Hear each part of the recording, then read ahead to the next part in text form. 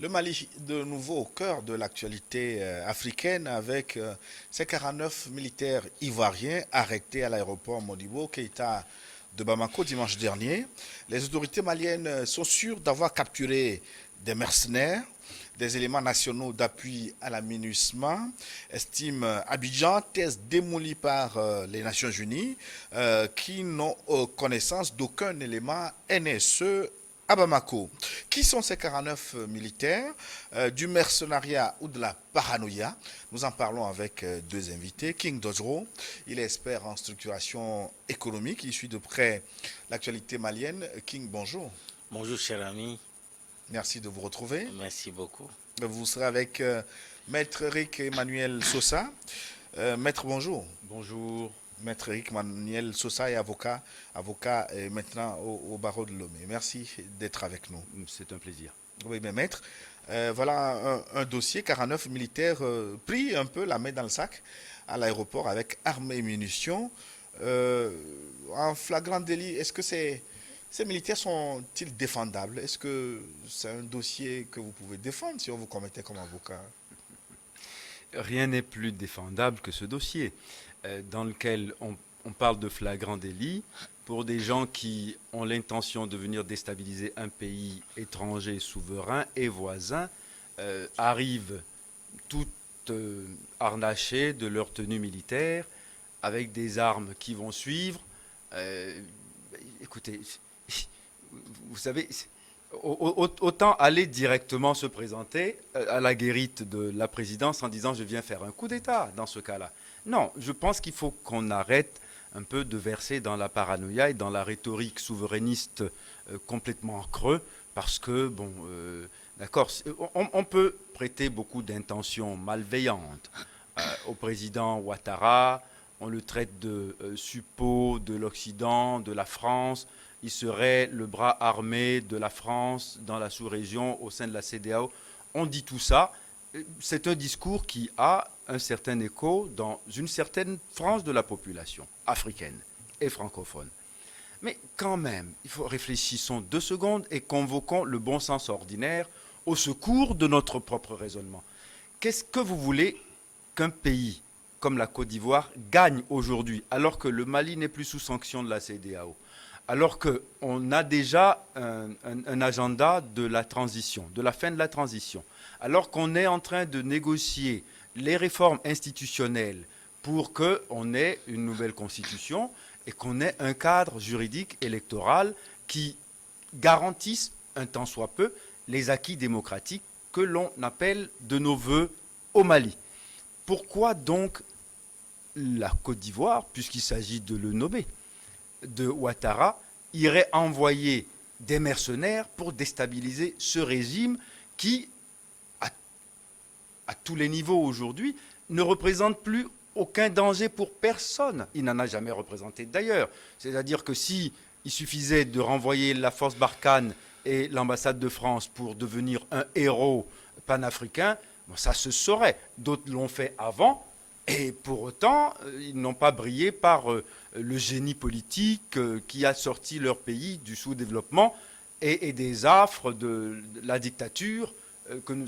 Souvenez-vous, il faut toujours que l'histoire nous renseigne et nous remette un tout petit peu dans la droite ligne de la pensée Mais normative. justement, maître Eric Emmanuel Sosa, l'histoire joue un peu contre vos arguments. Quand on sait qu'au Burkina Faso, par exemple, au procès de Gilbert Diendéré, qui a tenté un coup d'État, lui-même a avoué avoir bénéficié de la complicité de la Côte d'Ivoire avec armes et munitions. Non. Quand je parlais d'histoire, je ne pensais pas que vous alliez parler du coup d'État de Diendéré, qui aussi était un coup foireux. Soyons sérieux. Bon, il y a eu quand même des coups d'État assez marquants dans l'histoire de l'Afrique. Souvenez-vous de Idi Amin. Plus souverainiste, il n'y avait pas. Mais c'était un souverainisme qui a dégénéré dans une dictature sanglante qui a tué beaucoup d'Ougandais au nom de la souveraineté. Mobutu a été très souverainiste. Et il a même inventé l'authenticité, et nous l'avons copié, nous autres, au Togo. Au nom de la souveraineté, on a nationalisé la CTMB à l'époque, qui est devenue l'OTP, qui de force en force, enfin de proche en proche, est devenue maintenant on ne sait plus quoi, et est entre les mains d'affairistes, SNPT ou OTP. Enfin, aujourd'hui, c'est entre les mains d'affairistes qui dépaissent nos campagnes à qui mieux mieux. Mais bon, après la nationalisation et la proclamation forcenée de la souveraineté sur nos ressources minières, aujourd'hui, on en est à une privatisation tellement arrogante que les populations avoisinantes sont totalement désespérées. Alors, c'est pour ça que je dis, convoquons l'histoire. On en a déjà vu des comme ça, des coups de menton bravaches comme ça pour dire je suis victime de la malignité de mes voisins, venez à mon secours. Il n'y a aucun secours apporté à un régime qui, finalement, est une ambulance sur laquelle il n'est pas bon de tirer. King Dojro, l'arrivée des militaires ivoiriens à Bamako est presque une routine. On parle de 6 ou 7 rotations déjà, si je ne m'abuse. Mais pourquoi cette fois-ci ça pose problème? Merci beaucoup. Ça me fait penser aux événements qui se sont déroulés en Guinée en 1970, le 22 novembre, où on a vu débarquer sur cette partie-là. Vous savez, la Conakry, c'est une presqu'île, hein, plus de 350 mercenaires venant de la Guinée-Bissau voisine et autres pour renverser le président Datan. N'eût été même l'intervention de Modibo Keïta, le feu Modibo Keïta, ils allaient réussir leur coup. Aujourd'hui, il faut qu'on revienne sur les événements. Les événements disent quoi? Voilà que l'État malien, dans la journée du 10 juin, à l'aéroport international de Modibo Keïta, il y a 2 appareils qui atterrissent, au bord desquels il y a 49 individus vêtus de treillis de l'armée régulière ivoirienne. Et bien évidemment, les gens se sont précipités puisqu'ils viennent à bord d'un avion qui depuis là est affrété par l'amunissement. C'est la SAS d'ailleurs qui affrète les marchandises et transport de troupes de l'extérieur vers le pays, même des voyages même en intérieur. Donc du coup, les agents de l'aéroport sont habitués à cette compagnie. Donc les procédures habituelles, c'est de ramasser rapidement le passeport des passagers occupants de ce vol pour des formalités. Les passagers étant descendus des appareils, ils ont vu que c'est des corps habillés. On vient au service visa, on ouvre les passeports. On ne retrouve pas lieutenant, on ne retrouve pas capitaine dans les passeports, mais on retrouve plutôt des fonctions peu ordinaires, des maçons, des boulangers,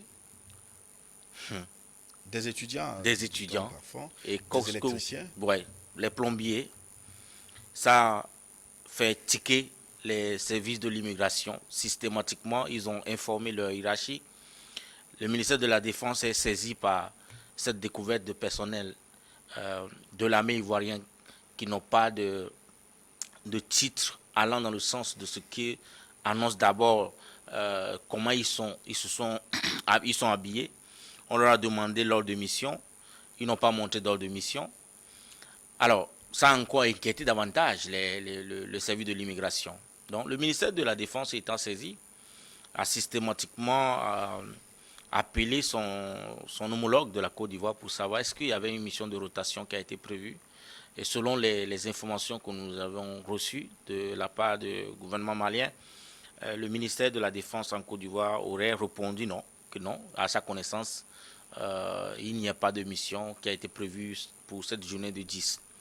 Ok, ça ne reste pas toujours à ce niveau. Le chef de l'état-major malien, saisi du dossier, on voulait savoir s'il y avait des démarches qui étaient peu connues des autres autorités, mais qui pourraient être communiquées entre les 2 chefs d'état-major. Le chef d'état-major malien appelle son homologue ivoirien pour en savoir plus si ces éléments sont détachés pour la Côte d'Ivoire.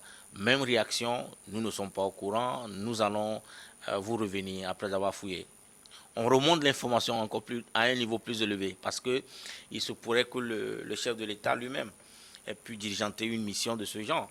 Donc, ça s'est fait maintenant au haut niveau. Les mêmes réactions. Nous parlons de la journée du 10. Systématiquement, les autorités maliennes sont inquiétées. mais ils gardaient le calme. N'eût été les réseaux sociaux, je crois même que les informations n'allaient pas fuiter. Parce que s'ils voudraient faire de cela de véritables tollés, ils n'allaient pas suivre toutes ces démarches méthodiques auprès de leurs homologues ivoiriens pour avoir la véracité de ce qu'ils voient en ce moment à l'aéroport. Ils veulent avoir l'esprit tranquille.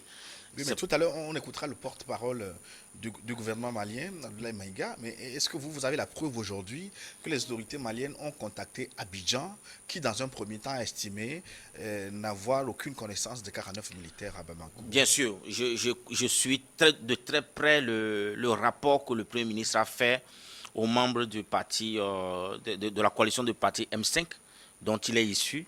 Donc quand il est assis tranquillement, il a expliqué de fond en comble comment que les démarches se sont déroulées pour avoir l'esprit net. Parce que, vous savez, il n'y a pas longtemps, au fond de la crise, il y avait un monsieur qui s'était proclamé président de la transition qui était logé, hébergé en Côte d'Ivoire. Sans oublier que la famille de l'ancien président déchus étaient tous retrouvés en Côte d'Ivoire. Et donc, la Côte d'Ivoire et le Mali étaient à couteau tiré, si vous pouvez imaginer. Donc, la relation n'était pas une relation d'abord très apaisée. Donc, les autorités maliennes, dans cette histoire, ne voudraient pas aussi faire de fausses manœuvres. Donc, ils se sont pris dans un premier temps d'aller à la vérification des informations parce que par manque de coordination, il peut arriver que les gens peuvent atterrir effectivement sur le territoire malien, mais aller jusqu'à ce que l'hierarchie militaire du pays d'origine n'était pas au courant de cette mission. À tous les niveaux, d'abord dans les premiers contacts, ça a inquiété. Et plus tard, le porte-parole de l'aménagement a confirmé que c'était dans le cadre de la rotation. Et plus tard, ce porte-parole a été contredit par l'ONU lui-même. Donc aujourd'hui... On va évoquer tous ces faits, mais dans un premier temps, pour résumer avec vous et passer la parole à Maître Éric Manuel Sosa, ce que vous reprochez à ces 49 militaires, c'est leur statut sur le passeport, d'un, et de deux, l'absence d'ordre de mission. C'est ce que vous reprochez essentiellement. D'abord, quand on regarde un peu le corps des militaires, hein, on note souvent l'armée conventionnelle, il y a les forces spéciales, et souvent on a recours à ce qu'on appelle l'armée irrégulière, qui opère souvent en anonymat sans montrer des titres officiels d'être dans un corps pour des besoins bien précis de sécurité nationale. Alors, même si nous sommes dans cette situation d'armée irrégulière, il est de bon sens que l'équipe qui a atterri plutôt à Bamako, au moins puisse avoir un ordre de mission. Vous savez, l'absence d'abord de ce ordre de mission a donné toutes sortes d'interprétations systématiquement, puisque les passeports ne comportaient pas des titres militaires, mais plutôt d'ouvriers qualifiés dans les corps de métier de mer. Donc, du coup, ça suscitait beaucoup d'interrogations. Beaucoup d'interrogations. Maître Éric Emmanuel Sosa, il y a quand même quelques éléments que vous ne pouvez pas balayer d'un revers de la main. 49 militaires de forces spéciales qui atterrissent dans un pays voisin sans ordre de mission. Est-ce que ça ne vous interpelle pas, Maître Sosa? Écoutez, ce qui m'interpelle en règle générale, hein, c'est cette désinvolture avec laquelle l'opération a été conduite. On peut considérer qu'il y a eu, à tous les niveaux de la hiérarchie militaire, puisque finalement l'état-major ivoirien revendique l'appartenance de ces éléments à l'armée nationale ivoirienne. Donc à partir de ce moment-là, alors je m'en vais reposer les choses dans le contexte. Si j'ai de mauvaises intentions vis-à-vis d'un voisin et que je veux envoyer des éléments pour opérer dans mon intérêt, pourquoi ne prendrais-je pas le soin de soigner au moins les apparences? C'est-à-dire, s'il s'agit de faire un passeport et de bombarder un sous-fifre colonel, on sait faire ça. On les a déjà habillés de treillis.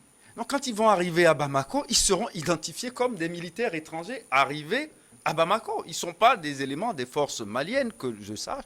Donc à partir de ce moment-là, on les identifie comme des éléments militaires venus d'un pays étranger. Quand on vient comme ça, on vient nécessairement dans le cadre d'un statut particulier. Alors, la question se sera posée.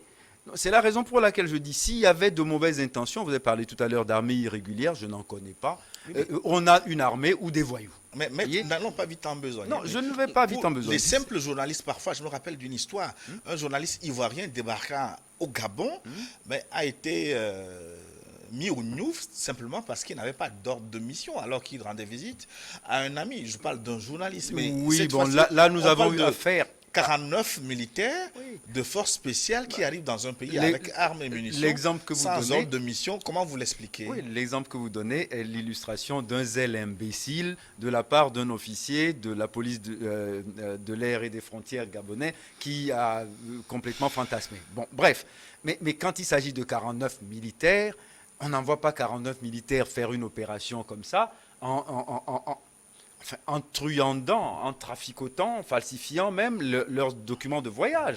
C'est pour ça que je dis, si c'est une opération de sabotage, on voudrait qu'elle foire, qu'on ne s'y serait pas pris autrement. Mais tout a l'apparence d'une opération qui a été mal coordonnée. Mais une opération régulière, parce que le cafouillage qu'il y a au niveau de l'ONU, de son porte-parole, M. Hack, Farhan Hack, qui n'est même pas en coordination avec sa hiérarchie. Et l'ONU même est en train de se démentir le jour et le lendemain. Donc vous voyez que finalement, cette histoire, c'est une affaire de pied nickelé plutôt qu'une déstabilisation voulue par le régime ivoirien contre le régime malien. Et je dis, ce régime nous a habitués à une forme de paranoïa. On s'était vu il y a 2 mois exactement, presque jour pour jour, au sujet d'un fameux coup d'État qui aurait été déjoué. On a mis en prison 9 personnes. Ça fait 2 mois, on n'a toujours pas les preuves, on n'a toujours pas le contexte dans lequel ces gens ont été arrêtés. Pour des raisons de sécurité interne. Ah voilà, on n'en parle pas. Donc là aussi, pour des raisons de sécurité interne, on prend des Ivoiriens à l'aéroport qui sont boulangers, forgerons, et on dit c'est des mercenaires. C'est pour des raisons de sécurité interne aussi. Non, franchement, à un moment donné, il faut qu'on passe à autre chose. Cette junte a pour elle d'avoir aujourd'hui le pouvoir et d'avoir une adhésion populaire qui est en train de décroître. Mais il ne faut pas qu'il mésestime la vigilance de la communauté internationale et aussi de quelques intelligences maliennes qui sont présentes et qu'on ne va pas mener dans cette opération d'hallucination collective. Des mercenaires, 49 mercenaires pour nous déstabiliser. En quoi? Oui, on va écouter le porte-parole du gouvernement malien pour nous rappeler le contexte et les faits de ce 10 juillet 2022. Le porte-parole donc du gouvernement malien, Abdoulaye Maïga. Grâce au professionnalisme des forces de défense et de sécurité maliennes, il a été établi que les 49 militaires ivoiriens se trouvaient illégalement sur le territoire national du Mali. Par conséquent, ils ont été immédiatement interpellés et leurs armements, munitions et équipements ont été saisis.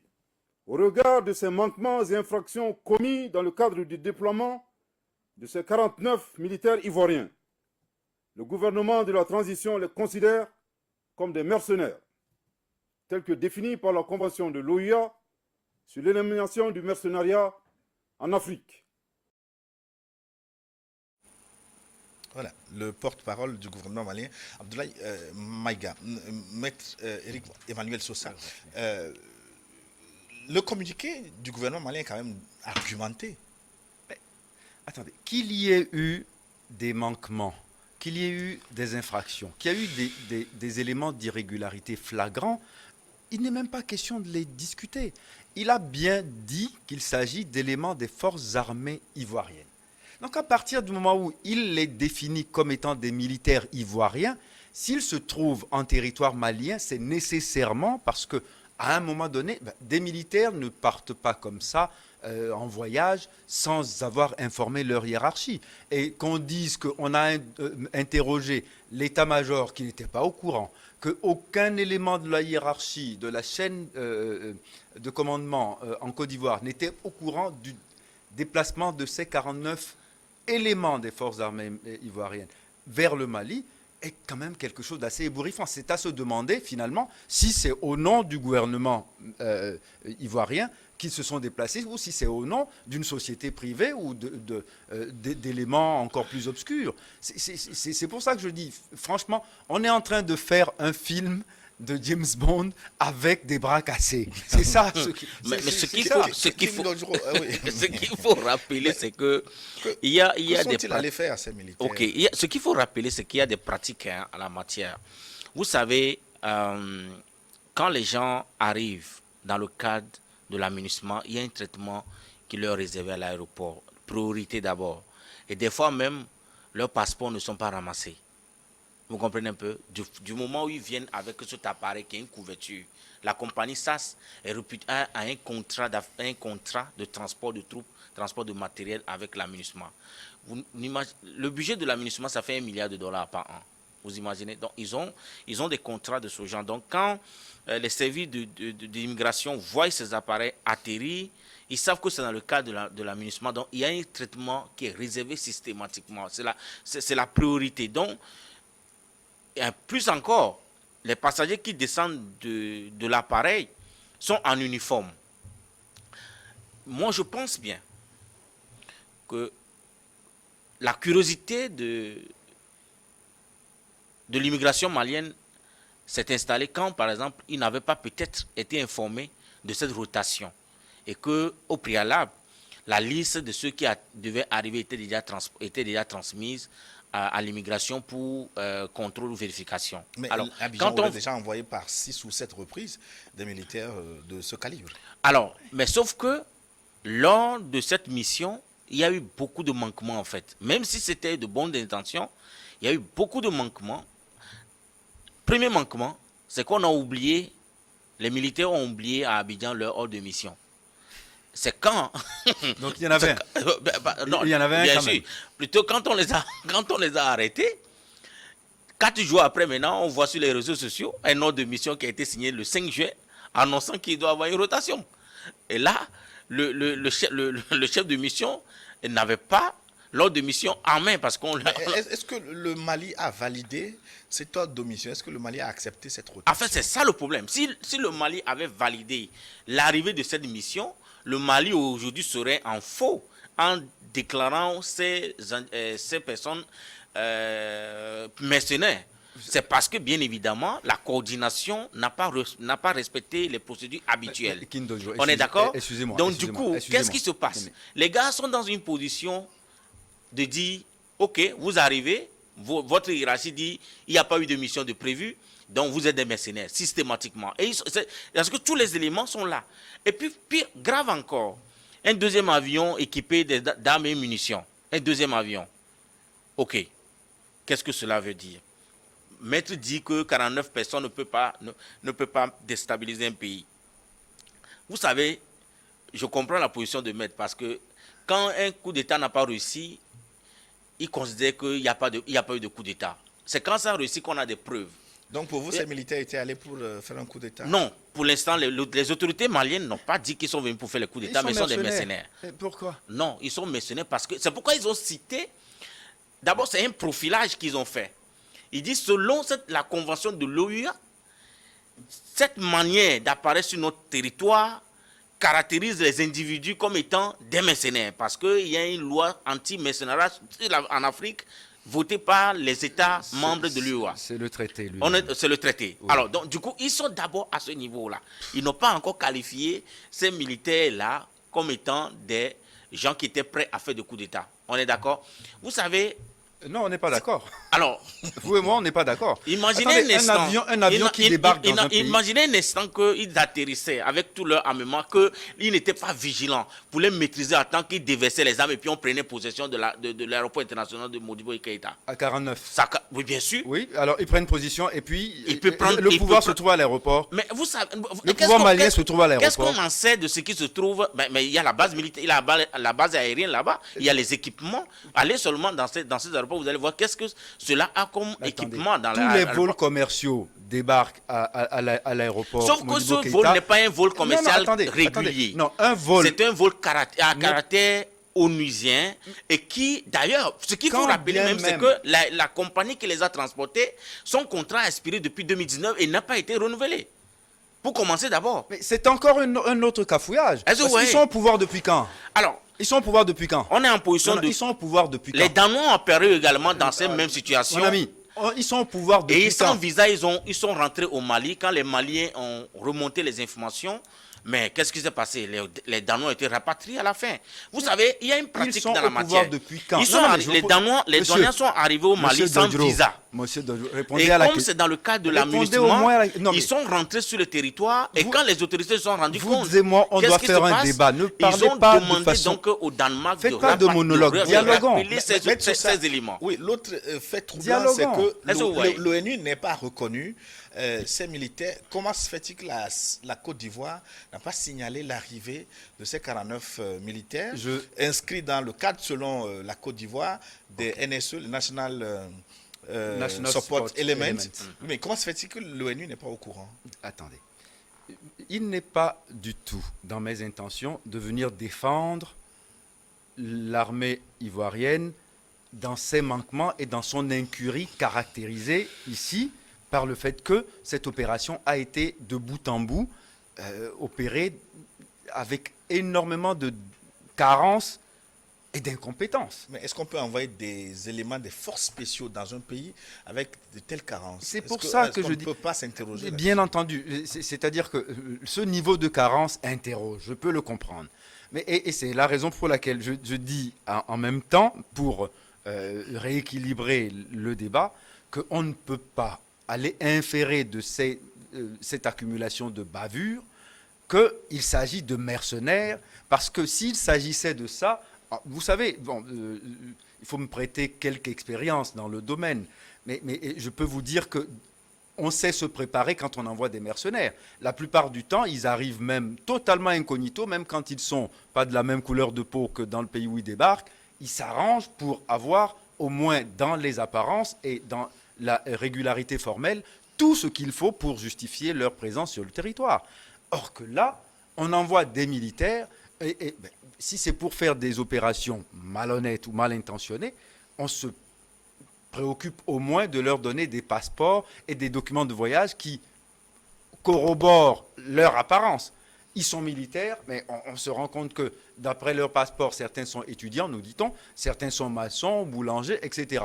C'est grotesque. C'est plutôt grotesque. Juste parce que dans la pratique, quand ils arrivent, on ne vérifie pas les passeports. Donc cette fois-ci, sans doute, on croit que bon, on ne va pas vérifier les passeports. Je vous laisse on met volontiers toutes les- m'interrompre, Ouais, mais bien vous ne me donnez jamais ce privilège. mais parce que, bon, vous êtes dans votre autoroute de raisonnement et vous ne pouvez pas avoir de feu rouge. Écoutez, dans tous les pays du monde, quand un aéronef arrive, il y a ce qu'on appelle un manifeste. Ça existe dans tous les pays du monde, quelle que soit la nature du vol, que ce soit un vol commercial, un vol affrété, on a le manifeste au niveau de l'aviation civile ou militaire avant que l'aéronef ne se pose. Donc à ce niveau-là aussi, vous allez me dire qu'on n'a pas eu quelques alertes ou vigilances. C'est pour ça que je dis, il faut au moins, avant de s'alarmer et de mettre des épithètes complètement farfelues sur des choses qu'on ne connaît pas, attendons de connaître le détail des faits. Le détail des faits ne nous est pas connu. Et il y a encore dans ce dossier énormément de choses qui sont encore à élucider. Pour que l'armée ivoirienne découvre 2 jours après que des éléments sont sortis de son territoire et de son, de son contingent, sont allés à l'étranger sans que personne n'ait été informé, ça pose aussi des problèmes. Alors qu'ils viennent après, tout au honte au but, corroborer la nature de la mission en disant que ce sont des forces d'appui pour la MINUSMA sans qu'on ait pris les précautions nécessaires, sans qu'on ait prévenu même le commandement de la MINUSMA local, sans que l'armée malienne ait été informée. Ça veut dire que dans cette organisation, il y a un foutoir généralisé. Et la MINUSMA elle-même doit avoir des questions à se poser sur la façon dont elle fonctionne et sa propre compétence. Et finalement, l'utilité de sa présence au Mali. Les téléspectateurs nous diront tout à l'heure. Je me réjouis que Maître ait parlé du manifeste du vol. Oui, King, juste le temps de rappeler aux téléspectateurs qu'ils peuvent nous écrire déjà par WhatsApp. Vous connaissez le numéro, plus 228 96 46 10 31, plus 228 96 46 10 31. Soyez nombreux à nous écrire. Vous, que pensez-vous donc de ces 49 militaires? Vous les considérez comme des mercenaires ou simplement des militaires de la Côte d'Ivoire envoyés à Bamako dans le cadre des NSE, les National Support Element? Mais King Dojo, vous vouliez revenir sur le... Oui, déjà, le document de vol. je me réjouis que Maître fait cas du manifeste de vol. Alors, même quand vous voyagez aujourd'hui vers l'Europe, vous prenez votre vol. Il est vrai que la compagnie va sortir le manifeste de vol défini, écrivant le nom de tous les passagers, pour des raisons bien précises. D'abord, c'est la raison sécuritaire, pour voir ceux qui sont à bord de l'appareil, est-ce qu'ils sont dangereux pour la sécurité dans le pays à l'arrivée. Deux, pour des questions d'assurance en cas d'accident. Qu'on sache à peu près qui est-ce qui était à bord de l'appareil. Alors, ici, effectivement, chaque vol, dans la pratique, a toujours un manifeste. C'est à l'arrivée qu'on vérifie ce qu'on appelle la conformité. On vérifie les noms qui ont été transmis dès que le vol quitte. À l'arrivée, il y a la liste qui est là, on vérifie, on voit la profession et on voit également si les individus qui sont à bord de l'appareil annoncé dans le manifeste sont en état de régularité conformément à la loi sur l'immigration. Bien évidemment, ils arrivent, le manifeste est bien transmis. On arrive maintenant, on veut faire maintenant les contrôles de conformité. Non, c'est dans le contrôle de conformité qu'on découvre que ce ne sont pas des militaires, mais ce sont les boulangers, des étudiants, des menuisiers. Ah, ça a tiqué directement les autorités de l'immigration. C'est par là que ça a commencé.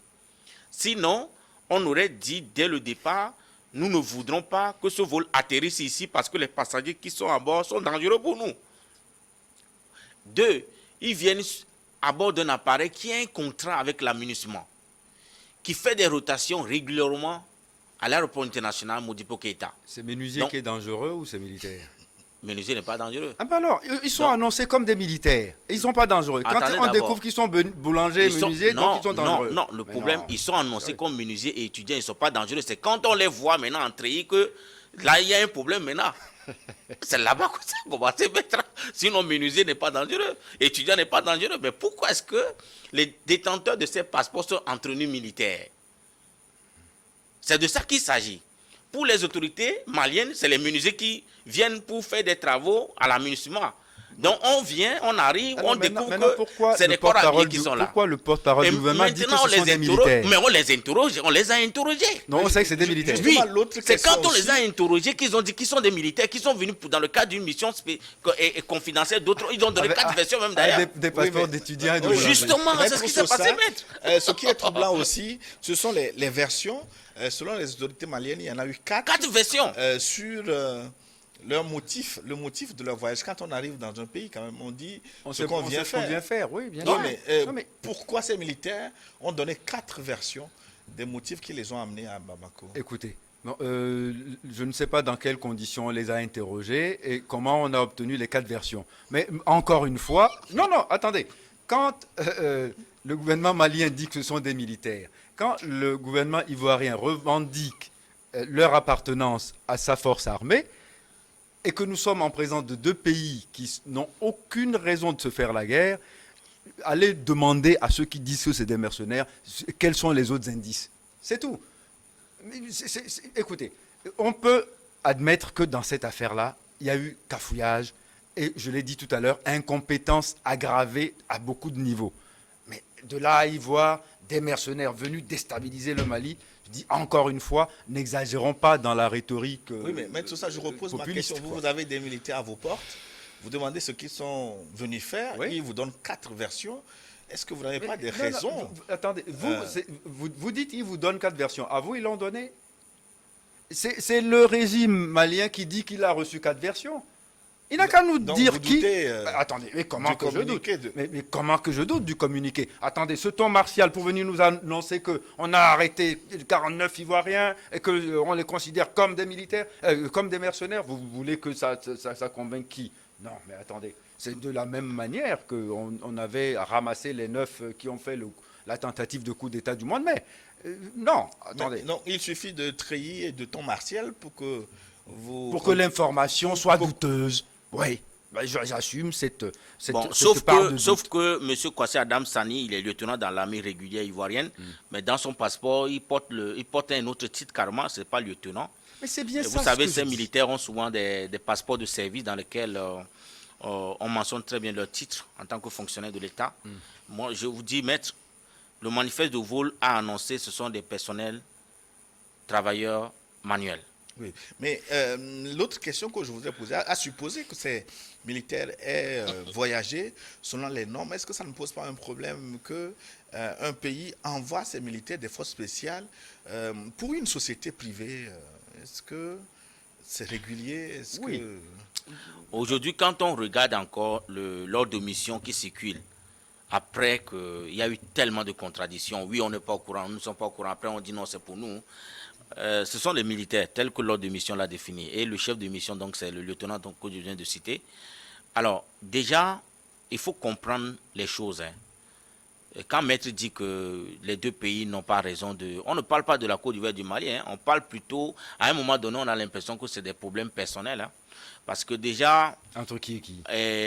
Déjà, il faut rappeler que Abidjan joue quand même un rôle un peu bizarre dans cette histoire. Quand sur son territoire, un monsieur célèbre pour dire qu'il s'autoproclame président de la transition pendant qu'il y avait une transition bien évidemment établie dans le pays. Rappelons que ce monsieur est poursuivi par le procureur général de Côte d'Ivoire. Alors, Mais il y a eu d'autres faits. Le coup de téléphone entre le président Ouattara et le ministre a laissé des traces aussi. Justement, donc il y a beaucoup d'événements quand même que Maître doit pouvoir tenir compte dans ses arguments. Oui, bien sûr, on voudrait bien croire que les autorités maliennes ont du zèle, mais ils ne font que défendre leur territoire. Sinon, moi je dis, ils sont de bonne foi parce que, n'eût été cette bonne foi, ils auraient agi autrement. Mais ils ont pris soin d'aller à la vérification des informations. Il y a un traitement réservé aux mercenaires. Quand, oui, l'événement de 22 novembre 2000, le jugement de la gâchette, oui, on connaît ça. Les événements de 22 novembre 1970 que j'ai invoqué en début d'émission en Guinée-Conakry, on sait ce que Sékou Touré a fait de ces mercenaires. Assimi Goïta n'est pas Sékou Touré. Mettez-vous ça dans la tête d'abord. Donc vous comprenez qu'ils voulaient avoir l'esprit net et clair. C'est pourquoi ils sont allés d'abord vers leur homologue ivoirien pour avoir la véracité. Est-ce que ces éléments que nous interrogeons ici viennent de vous ou pas? Donc, ils ont eu la réponse qu'il fallait. À l'issue de ces réponses, maintenant qu'ils ont accouché leur communiqué que le porte-parole nous a lu à la télévision, que vous avez écouté bonnement tout à l'heure. Donc, moi, je pense qu'il y a eu quand même de manquements. Et ces manquements, aujourd'hui, nous amènent à toutes sortes d'interprétations. En fait. Justement, vous, quelle est la piste privilégiée? Que sont-ils allés faire, ces militaires ivoiriens, à Bamako? Je pense que c'est une mission qui n'est... C'est une mission kamikaze, c'est une mission ratée qu'ils ont organisée. Et peut-être que, bon, ils étaient désœuvrés dans l'armée ivoirienne, on les envoie là-bas pour faire les travaux de menuiserie. Et que peut-être que leur employeur n'a pas bien coordonné leur mission pour eux, donc ils ont perdu l'emploi. C'est ce que moi je peux dire. Parce que c'est quand même flagrant, c'est très flagrant qu'on se retrouve dans notre espace aérien un avion qui annonce son atterrissage, et à bord de cet avion, on a des éléments qui sont potentiellement dangereux pour la sécurité et la paix intérieure d'un pays. Et qu'on se dise qu'on n'est pas en droit de rendre publiques ces informations. Vous savez, pour certains, si ce n'était pas les réseaux sociaux, comme je le disais, les autorités maliennes n'allaient même pas rendre aussi publiques ces informations aussitôt. Parce que dès que l'événement s'est passé, déjà, on a commencé à voir les images sur les réseaux sociaux, directement, jusqu'à ce qu'il y ait eu des mises à pied qui ont été données à certains policiers même de l'aéroport, qui ont publié les vidéos de l'arrivée de ces militaires ivoiriens. Donc, c'est pour vous dire que, quand j'observe le gouvernement malien jusqu'à ce ils agissent dans la règle de l'art. Ils ne se sont pas des vats en guerre. C'est pour rappeler encore combien de fois, quand on les a punis, ils se sont rendus compte qu'on les a punis, que c'était plus des sanctions. Ils ont saisi la Cour de justice de l'UEMOA qui leur a donné raison. Et plus tard, la Cour de justice a contraint donc les politiques à appliquer la décision. Et donc aujourd'hui, les sanctions sont levées pas parce que les politiques veulent, parce que la Cour de justice de l'UEMOA donne raison à l'État malien. Et c'est ça, nous continuons. Donc, est-ce que c'est de bon gré que ces punitions ont été levées par la CEDEAO, qui donne d'abord un ordre injuste d'ailleurs. D'ailleurs, même il n'y a pas de rapport entre la CEDEAO et l'UEMOA. C'est toute une relation incestueuse que je dénonce. Alors, aujourd'hui, l'État malien fait valoir ses droits à tous les niveaux. Quand il s'est retrouvé puni par les chefs d'État de la CEDEAO par décision politique, dans la plus grande violation même des textes de la CEDEAO en matière de sanctions, ils se sont tournés vers la Cour de justice de l'UEMOA, qui est un organe qui a tranché de façon impartiale, qui a donné raison à l'État malien, et plus tard, les sanctions sont levées. Je leur tire chapeau encore. Quand cette situation est arrivée, ils voulaient avoir le coin net. Alors, je voudrais qu'on aborde un dernier chapitre avant la pause, avant donc de renouer la discussion avec les téléspectateurs, qui sont déjà très nombreux à vous écrire, plus de 228, 96, 46, 10, 31. Ils donnent leur version des faits. Maître Eric Emmanuel, c'est ça ma question, ressemble au titre d'un livre que j'ai lu, qu'allons nous faire des pays pauvres. Que faire des 49 mercenaires à présent? Écoutez, ce qu'il leur plaira faire, hein, parce que après tout, si les 49 personnes militaires ou mercenaires se sont trouvés là de façon irrégulière, le droit malien doit s'appliquer et le droit de l'immigration malien doit s'appliquer. Encore que nous sommes quand même au double chapitre de la CEDEAO et de l'UEMOA sur le droit des ressortissants des pays membres à circuler d'un pays à l'autre sans entrave. Mais si, sous couvert de la protection privilégiée que le droit communautaire octroie, on va faire des tentatives de déstabilisation ou quelque opération malhonnête et malveillante dans un pays voisin, étranger, on doit subir la rigueur de la loi.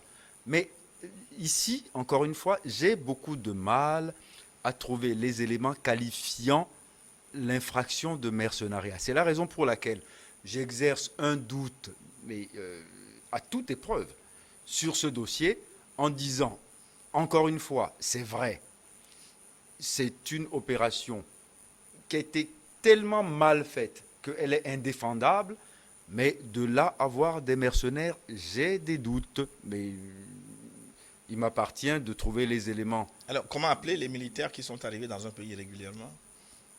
Mais leur pays prétend qu'ils sont allés là-bas pour servir d'unités de soutien, d'éléments de soutien à la MINUSMA.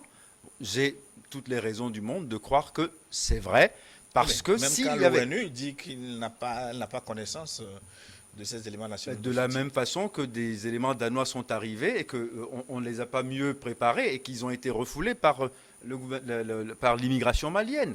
C'est-à-dire qu'au sein de la MINUSMA, il se passe des choses qui ne sont pas tout à fait catholiques, entre guillemets. Parce que là aussi, c'est le nid de bavure, parce que sous couvert de la bannière onusienne, on peut aussi, on a vu dans d'autres pays, des trafics qui se sont commis par les militaires onusiens eux-mêmes. Donc tout ça, ce n'est pas parce qu'on dit que c'est l'ONU que forcément ça doit être paré de toutes les vertus. Non, je ne dis pas ça.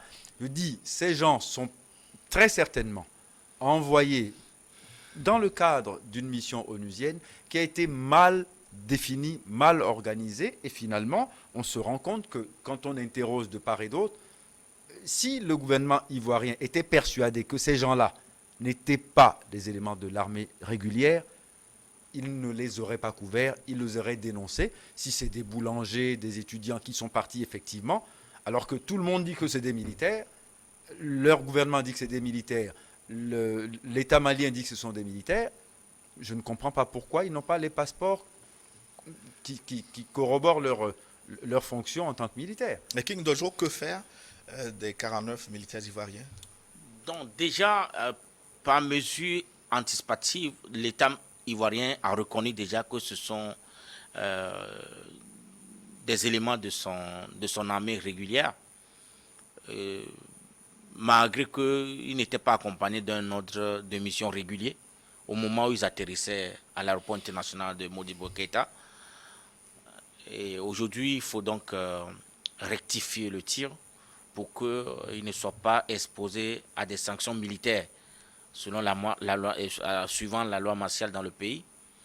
Donc aujourd'hui, je pense que la diplomatie qui se met en place est le rapatriement des Ivoiriens qui se sont retrouvés irrégulièrement sur le territoire malien. Mais le gouvernement a annoncé envoyer devant la justice les militaires arrêtés. Oui, c'est pourquoi je dis que présentement la diplomatie se met en place pour qu'on puisse les rapatrier. C'est ce que l'État ivoirien serait en train de faire. C'est pourquoi déjà ils ont reconnu que ce sont des éléments de la force armée régulière de la Côte d'Ivoire pour que on ne les juge pas et les traite pas comme on traite les mercenaires, comme ça s'est passé en 70 en Guinée-Conakry. Donc je pense bien que c'est des choses à éviter à l'avenir parce que la paix, la sécurité au Mali est très fragile, sont très fragiles plutôt. Il faut que les États amis ou les États qui envoient leurs forces de soutien dans le pays prennent au sérieux l'organisation de ces missions pour que ces incidents-là ne se reproduisent pas. Ce qui envenime davantage les relations entre les pays frères, parce que le Mali et la Côte d'Ivoire, vu la communauté malienne en Côte d'Ivoire, c'est tellement important. On a l'impression que ça se passe seulement entre les politiciens et la population n'est souvent pas comment appelle-t-on, impliqué dans ce genre de situation. Ça se passe entre les dirigeants. Il faut que nos dirigeants comprennent que ce qu'ils font, ça impacte nos relations entre amis des pays différents. Mais que privilégier, Maître Sosa, les règlements diplomatiques ou la justice pure et dure pour ces militaires? Les règlements diplomatiques se vont la face de tout le monde. La justice pure et dure, si c'est une justice martiale malienne conduite par la junte malienne, elle va être expéditive et si les faits sont passibles de la peine de mort, ils vont subir la peine de mort. Ce que je ne souhaite absolument pas pour ces gens, bien entendu. La justice, elle intervient lorsque il y a des infractions caractérisées et à l'heure où nous sommes, je n'ai pas vu, du fait de ces personnes, d'infractions caractérisées. Je vois plutôt, du fait de ceux qui les ont envoyés, des manquements graves qu'ils doivent absolument faire excuser. Et c'est par la voie diplomatique que cela doit se régler. C'est la raison pour laquelle j'ai confiance. J'ai confiance dans la lucidité de la junte malienne. La semaine va passer et ils vont réfléchir calmement. On va revenir à des sentiments beaucoup plus mesurés. Et on va voir que dans cette affaire, on fait beaucoup de bruit pour rien et on fait une tempête dans un verre d'eau. Mais Maître Sosa, est-ce que la justice n'est pas de plus en plus moquée, soit par la diplomatie, soit par la politique? On a vu une condamnation au Burkina Faso, Blaise Compaoré, par exemple, alors que celui-ci prend un avion tranquillement et tapis rouge, arrive dans son pays, il retourne en Côte d'Ivoire tranquillement. Il me semble que ça pose un certain nombre de problèmes de droit. Je voudrais qu'on en parle aussi dans la seconde partie de cette émission parce que là, nous sommes obligés de marquer une pause pour une édition de journal. On vous retrouve de même que les téléspectateurs dans une dizaine de minutes. À tout de suite.